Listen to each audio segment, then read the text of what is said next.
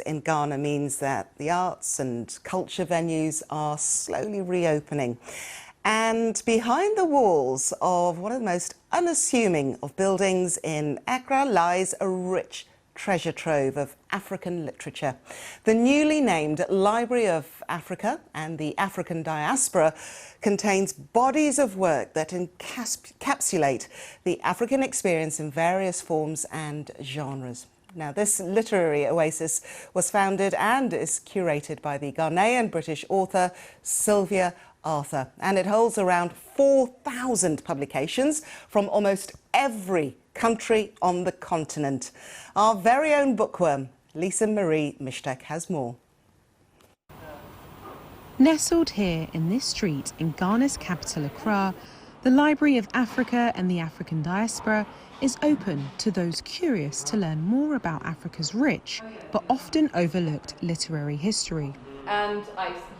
It's the passion project of Sylvia Arthur, who founded the library in 2017 when she moved to Ghana after living and working in the United Kingdom. Won the Man Booker Prize in 2015. He was the first. We're talking about African, African American, Caribbean, Black British, European. Anywhere where there are people of African descent in the world, we have their books in this library. And the reason why it's important is because I think it's very important for us as a people to know that we come from a long literary tradition. Tribal scars. The library holds around 4,000 books, including rare and out-of-print editions. Different sections highlight the historical links between the works of African and diaspora writers. This library, you pay to be a member of. For an annual fee of $100, members can borrow books or simply peruse the shelves lined beneath portraits of renowned writers of African descent. I've never seen such a brilliant collection of Pan-African writings in my life. I've traveled across to many countries in the world. I mean, best of museums and other libraries, but I've never seen how, for the first time I'm seeing an autograph book by Kwame Nkrumah and other manuscripts for Aikwe's Ames, Beautiful Ones Are Not Yet Born. In 2019, Ghanaian authorities staged the Year of Return, 4 centuries after the first slave ship landed in what is now the United States, urging African Americans to come home.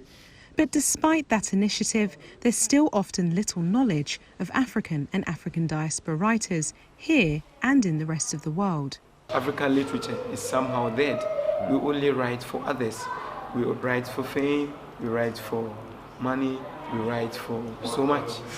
But we don't write for our identity.